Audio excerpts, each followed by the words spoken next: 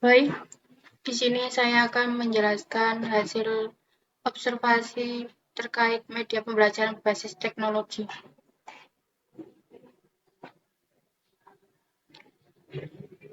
Latar belakang, upaya peningkatan kualitas pendidikan di Indonesia dilakukan dengan berbagai cara. Salah satunya yaitu dengan mengubah pendidikan konvensional menjadi pendidikan berbasis teknologi. Strategi dalam peningkatan kualitas pendidikan dapat dilakukan dengan menerapkan teknologi informasi dalam pembelajaran di sekolah. Dengan menerapkan tersebut akan mendukung proses pembelajaran yang menghasilkan siswa-siswi terampil dalam mengantisipasi kemajuan iptek. Tujuan penelitian yang pertama, mendukung proses pembelajaran melalui penerapan teknologi. Yang kedua, mengetahui teknologi informasi apa saja yang sudah ada dan yang belum ada pada satuan pendidikan. Yang ketiga, memahami bagaimana pihak sekolah menggambarkan kemajuan teknologi pendidikan terhadap peningkatan kualitas guru dan peserta didik. Yang keempat, mengetahui adakah kendala atau kesulitan dalam penggunaan teknologi di satuan pendidikan.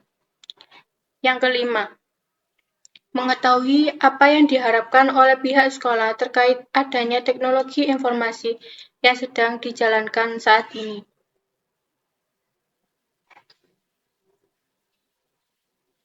Manfaat penelitian. Yang pertama yaitu manfaat teoritis. Diharapkan hasil penelitian ini dapat dikontribusikan terhadap teknologi informasi yang digunakan dalam pembelajaran di sekolah dasar. Yang kedua, manfaat praktis. Yang pertama yaitu bagi guru, menambah pengetahuan pendidik dalam penggunaan teknologi yang ada untuk pembelajaran. Yang kedua, bagi siswa, pembelajaran lebih menyenangkan karena siswa tertarik dengan visualisasi secara langsung. Yang ketiga yaitu bagi penelitian, menambah wawasan tentang kegiatan belajar mengajar, juga pengalaman yang bisa dijadikan acuan di masa yang akan datang. Batasan penelitian. Agar tak terlampau jauh dalam penelitian, ada 3. Yang pertama yaitu memberikan solusi sesuai dengan permasalahan yang ada. Yang kedua, penelitian sesuai dengan masalah yang dialami sekolah tersebut. Yang ketiga, permasalahan selain teknologi tidak diperkenankan untuk ikut andil di dalamnya. Baik, di sini saya akan menjelaskan lokasi penelitian kami. Baik, di sini kami sudah memaparkan profil sekolah. Nama sekolah tersebut yaitu Madrasah Ibtidaiyah Salafiyah Bahauddin, jenjang sekolah MI atau SD.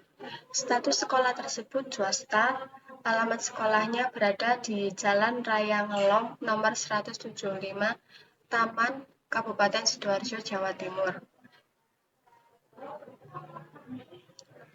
Alasan kami memilih sekolah tersebut karena yang pertama yaitu letak sekolahnya yang strategis dan tidak terlalu jauh dengan kampus. Yang kedua, fasilitas yang berada di sekolah tersebut baik tetapi kurang maksimal dalam pemanfaatannya. Yang ketiga, kami juga ingin tahu seberapa jauh pelaksanaan pembelajaran berbasis teknologi di MI Salafiyah Bahauddin tersebut. Yang terakhir, kami juga akan memperkenalkan media pembelajaran berbasis animasi kepada Bapak Ibu Guru di MI Salafiyah Bahauddin. Baik, selanjutnya yaitu observasi dan wawancara. Metode penelitian. Dalam penelitian ini, peneliti menggunakan metode penelitian kualitatif. Metode kualitatif adalah penelitian yang memfokuskan pada kegiatan mengidentifikasi, mendokumentasi, dan mengetahui nilai, makna, pikiran, dan suatu keadaan yang sementara berjalan pada saat penelitian dilakukan. Objek dalam penelitian kualitatif adalah objek yang alamiah atau natural setting, sehingga objek yang apa adanya, tidak dimanipulasi oleh peneliti, sehingga kondisi pada saat peneliti memasuki objek setelah berada di objek dan setelah keluar dari objek relatif tidak berubah. Dan kegiatan pengumpulan data dalam rangka menguji hipotesis atau menjawab pertanyaan yang menyangkut keadaan pada waktu yang sedang berjalan dari pokok suatu penelitian. Penelitian ini bertujuan untuk pemanfaatan teknologi aplikasi berbasis animasi sebagai media pembelajaran di MI Salafiyah Bahauddin mata pelajaran Bahasa Inggris. Selanjutnya, hasil penelitian. Yang pertama, hasil observasi. MI Salafiyah Bahauddin terletak di samping jalan raya. Di samping kiri sekolah tersebut terdapat pondok pesantren yang bernaung dalam lembaga yang sama dengan MI Salafiyah Bahauddin. Di samping kanan terdapat masjid dan komplek pertokoan. MI Salafiyah Bahauddin terdiri dari 3 lantai. Ruang guru dan kepala sekolah terletak terpisah di lantai 1. Terdapat juga tempat parkir di lantai 1 bangunan sebelah kanan. Di tempat parkir terdapat LCD yang biasa digunakan untuk kegiatan senam bersama.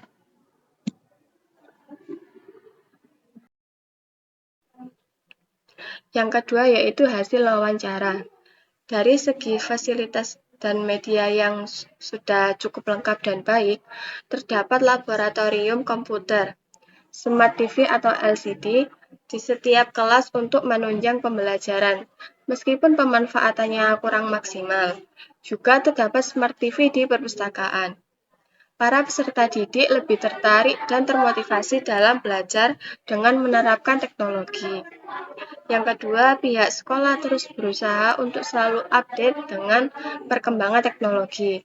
Usaha yang dilakukan adalah dengan mengikutkan para guru untuk pelatihan secara berkala, agar pemanfaatan fasilitas teknologi yang ada semakin maksimal. Yang ketiga, MI Salafiyah Bahauddin belum mengenal dan mengimplementasikan terkait aplikasi Canva untuk media pembelajaran. Yang terakhir, pengetahuan pihak sekolah terkait media pembelajaran berbasis teknologi masih terbatas pada aplikasi PowerPoint, Microsoft Word, dan Excel. Selanjutnya adalah alasan memilih materi.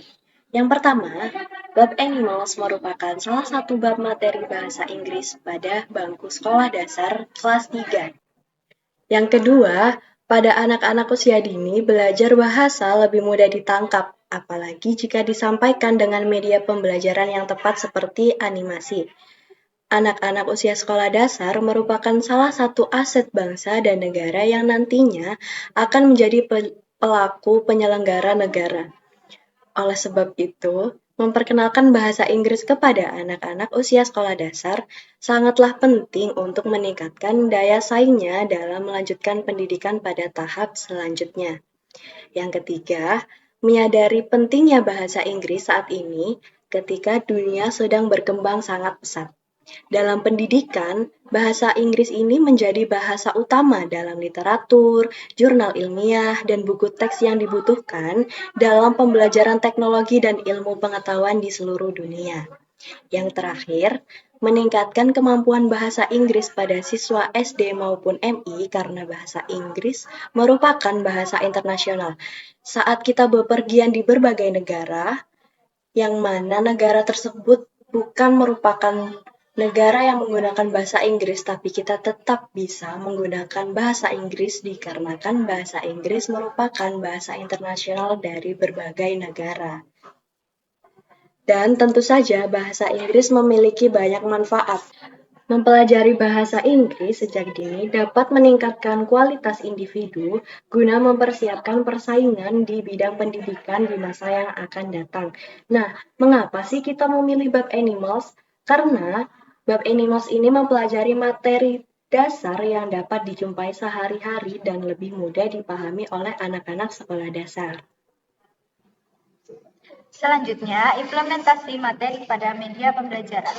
Media pembelajaran adalah proses penerapan materi pembelajaran ke dalam media pembelajaran yang digunakan untuk memfasilitasi proses pembelajaran. Media pembelajaran dapat berupa media cetak, audio, visual, maupun digital. Media pembelajaran berbasis teknologi, khususnya animasi, tentunya akan meningkatkan motivasi siswa dalam proses pembelajaran. Kami akan mengimplementasikan mata pelajaran bahasa Inggris dengan bab Animals. Jadi, kita akan menjelaskan kepada siswa beberapa hewan dalam bahasa Inggris beserta ciri-cirinya, dengan memvisualisasikan bentuk hewan berupa video animasi. Tentunya, dengan gambaran bentuk hewan akan mempermudah siswa dalam mengingat dan mengidentifikasi apa yang telah mereka pelajari dan mengaitkannya dengan kegiatan dan juga kejadian nyata yang pernah siswa alami. Penggunaan video animasi sebagai media tentunya akan membuat suasana kelas lebih menyenangkan. Pada dasarnya, setiap siswa memiliki gaya belajar yang berbeda-beda. Dengan pemilihan media berupa audiovisual dan materi yang cukup menarik, maka proses pembelajaran akan lebih efektif. Pembelajaran menggunakan video dapat mempermudah siswa memahami penjelasan yang disampaikan oleh guru. Ada juga kemudahan yang dirasakan oleh guru dengan penyampaian materi. Menggunakan video, guru akan lebih mudah menarik perhatian siswa untuk mengikuti pembelajaran dan memahami apa yang disampaikan. Selanjutnya, rencana pembuatan media pembelajaran berbasis animasi.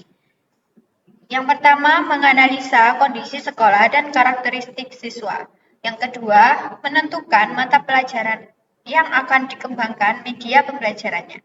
Yang ketiga, menentukan media pembelajaran apa yang akan diterapkan. Yang keempat, menentukan materi yang akan disampaikan. Yang kelima, mencari bahan ajar yang relevan dengan materi yang akan disampaikan. Yang keenam, membuat flowchart alur media pembelajaran. Yang ketujuh, membuat dan mengembangkan media pembelajaran. Yang kedelapan, menguji kelayakan media pembelajaran. Yang kesembilan, revisi sesuai hasil tes uji kelayakan. Yang kesepuluh yaitu publikasi. Poin yang pertama yaitu menganalisa kondisi sekolah dan karakter siswa. Jadi, kelompok kami telah melakukan analisis mengenai kondisi di sekolah tersebut maupun kondisi di sekitar sekolah tersebut. Dan juga kami telah melakukan analisis mengenai karakter siswa yang ada di sekolah tersebut. Poin yang kedua, menentukan mata pelajaran yang akan dikembangkan media pembelajarannya. Jadi, kelompok kami telah menentukan mata pelajaran yang akan dikembangkan media pembelajarannya, yaitu mata pelajaran bahasa Inggris untuk kelas 3 SD maupun MI. Poin yang ketiga, menentukan media pembelajaran apa yang akan diterapkan di sekolah tersebut. Jadi, kelompok kami telah menentukan media pembelajarannya yaitu berbasis animasi. Dan poin yang keempat, menentukan materi yang akan disampaikan. Kelompok kami telah menentukan materi yang akan disampaikan, yaitu materi bahasa Inggris untuk kelas 3 MI dan SD, yaitu pada bab Animals. Poin yang kelima, mencari bahan ajar yang relevan dengan materi yang akan disampaikan. Mencari bahan ajar yang relevan tersebut bisa melalui silabus, Google Search, buku, ataupun sumber yang lainnya. Dan yang keenam, membuat flowchart alur media pembelajaran.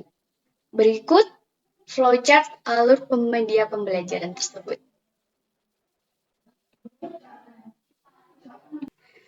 Kita mulai dengan input yang pertama, yaitu daftar gambar. Dilanjut dengan input yang kedua, yaitu daftar kosakata. Dilanjutkan dengan menampilkan gambar hewan. Lalu, kita menjelaskan nama-nama hewan tersebut dengan menggunakan bahasa Inggris. Selanjutnya, menjelaskan ciri-ciri hewan tersebut juga dalam bahasa Inggris. Selanjutnya, kita memastikan siswa paham dan tahu mengenai apa yang telah kita jelaskan. Lalu, decision yang pertama, apabila siswa tidak paham, maka kita kembali lagi pada proses menjelaskan nama-nama hewan tersebut dengan menggunakan bahasa Inggris. Lalu dilanjutkan dengan menjelaskan ciri-ciri hewan dalam bahasa Inggris. Lalu kita memastikan kembali siswa paham dan tahu. Apabila siswa paham, kita akan lanjut menampilkan gambar-gambar hewan selanjutnya dengan melalui proses-proses yang sama. Dari menampilkan gambar-gambar hewan, lalu menjelaskan nama hewan tersebut menggunakan bahasa Inggris, lalu menjelaskan ciri-ciri hewan dalam bahasa Inggris dan memastikan siswa paham dan tahu. Apabila tidak dilanjut, maka selesai. Poin selanjutnya adalah membuat dan mengembangkan media pembelajaran. Untuk membuat media pembelajaran berbasis animasi, kita dapat memanfaatkan aplikasi Wik Editor. Selanjutnya adalah menguji kelayakan media pembelajaran.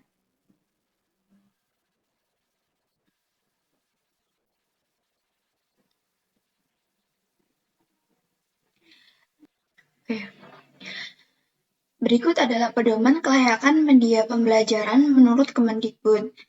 Jika substansi materi benar dan tidak ada kesalahan konsep, maka dapat dilanjutkan ke persyaratan kedua, yaitu rata-rata penilaian aspek lain melebihi dari 3. Jika melebihi, maka layak publish. Tapi jika dari persyaratan pertama tidak memenuhi atau ada kesalahan dalam konsep atau materi, maka tidak layak. Begitu juga dengan persyaratan kedua, jika rata-rata penilaian kurang dari 3, maka tidak layak untuk dipublish dan harus direvisi terlebih dahulu. Berikut adalah langkah uji kelayakan media pembelajaran. Yang pertama, kita dapat menyebarkan angket dengan aspek dan indikator penilaian yang telah kita tentukan. Kemudian, penilaian dapat menggunakan skala tertentu sebagai acuan penilaian. Di sini, kami menggunakan skala Likert sebagai acuan. Apa sih skala Likert itu? Skala Likert menurut Sugiono adalah skala yang dimaksudkan untuk mengukur sikap yang dimiliki oleh responden. Skala Likert juga digunakan untuk melihat pendapat atau persepsi seseorang untuk mendapatkan jawaban yang tepat untuk fenomena sosial yang diteliti.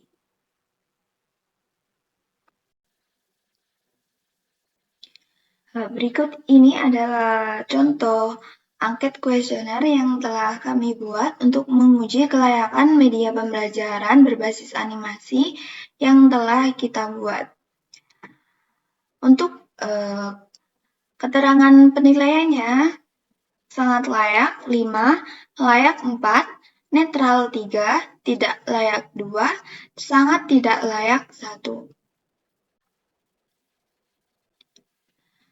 Indikator penilaian yang pertama adalah tampilan. Unsur penilaian yang pertama adalah ketepatan pemilihan background dengan materi, keterbacaan teks, ketepatan ukuran huruf agar mudah dibaca, keterbacaan teks, ketepatan warna teks agar mudah dibaca, komposisi gambar, ukuran gambar, kualitas tampilan gambar, kemenarikan cover depan, kesesuaian tampilan dengan isi, kesesuaian dengan pengguna, fleksibilitas atau dapat digunakan mandiri dan terbimbing. Berikutnya adalah isi. Unsur penilaiannya adalah yang pertama adalah kesesuaian materi dengan ruang lingkup bahasa Inggris, kemudian kesesuaian media dengan karakteristik peserta didik, Kemudian kesesuaian cara penyampaian materi dengan perkembangan peserta didik. Selanjutnya kemenarikan penyajian materi, kesesuaian penyajian contoh, kesesuaian bahasa dengan sasaran pengguna. Dari hasil kuesioner ini kami mendapatkan respon sebagai berikut.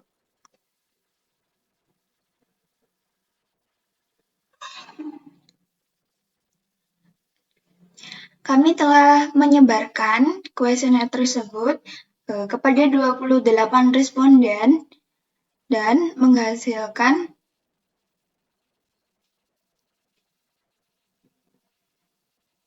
nilai sebagai berikut. Untuk ketepatan pemilihan background dengan materi, mendapatkan skor 4. Keterbacaan teks, ketepatan ukuran huruf agar mudah dibaca, mendapatkan skor 3,7. Keterbacaan teks, ketepatan warna teks agar mudah dibaca, mendapatkan skor rata-rata 4. Komposisi gambar mendapatkan skor rata-rata 3,9. Untuk ukuran gambar mendapatkan skor rata-rata 3,8. Untuk kualitas tampilan gambar mendapatkan skor rata-rata 3,7. Untuk kemenarikan cover depan mendapatkan skor rata-rata 3,8. Untuk kesesuaian tampilan dengan isi mendapatkan skor rata-rata 4. Kesesuaian dengan pengguna mendapatkan skor rata-rata 3,7. Fleksibilitas mendapatkan skor rata-rata 3,9. Kesesuaian materi dengan ruang lingkup bahasa Inggris mendapatkan skor rata-rata 3,8. Kesesuaian media dengan karakteristik peserta didik mendapatkan skor rata-rata 3,8.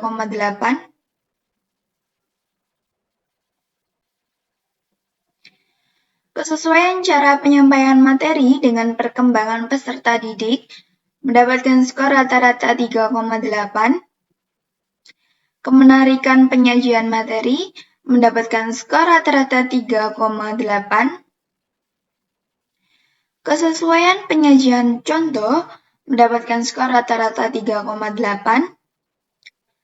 Kesesuaian bahasa dengan sasaran pengguna mendapatkan skor rata-rata 3,8. Jadi, diperoleh rata-rata dari keseluruhan skor unsur penilaian adalah 3,84375.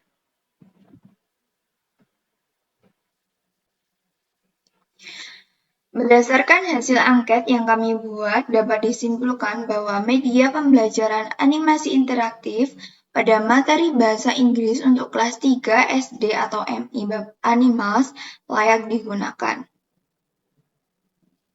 Media pembelajaran animasi interaktif pada materi bahasa Inggris untuk kelas 3 SD atau MI bab Animals secara validitas berdasarkan hasil penilaian angket dikategorikan layak digunakan secara teoritis dengan persentase sebesar 76,875%.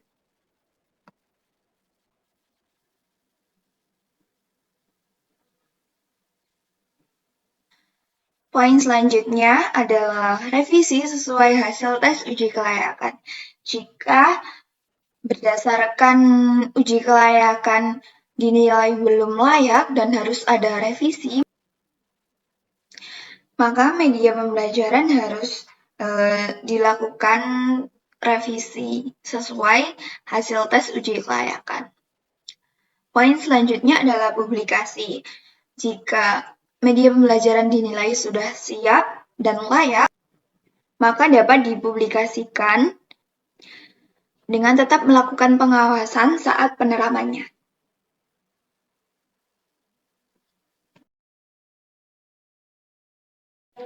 Selanjutnya yakni rencana penerapan materi dan media pembelajaran. Baik, bisa dilihat ini adalah flowchart alur kegiatan belajar mengajar untuk penerapan materi dan penerapan media pembelajaran terdapat pada proses menyampaikan materi. Baik, untuk input yang pertama yaitu daftar materi. Untuk input yang kedua, daftar media pembelajaran. Selanjutnya, yakni menyiapkan bahan ajar. Setelah itu, terdapat the session pembelajaran offline. Jika tidak, maka membuat kelas Google Meet atau Zoom dengan membagikan layar yang berisi bahan ajar. Jika iya, maka pembukaan kegiatan belajar mengajar. Dan dilanjutkan dengan ice breaking agar membuat siswa lebih fokus dan kondusif. Seperti contohnya ice breaking, menyanyi bersama, tangan di atas menggapai bintang, tangan ke samping burung yang terbang, dan seterusnya. Selanjutnya, yakni mengingat materi sebelumnya. Siswa kita ajak untuk mengingat materi sebelumnya. Selanjutnya, yakni proses menyampaikan materi. Nah, di sini terdapat penyampaian materi dan penerapan media pembelajaran yang telah kita buat sebelumnya atau telah kita persiapkan sebelumnya. Selanjutnya, yakni latihan soal. Setelah itu, siswa diberikan penguatan materi atau pengayaan.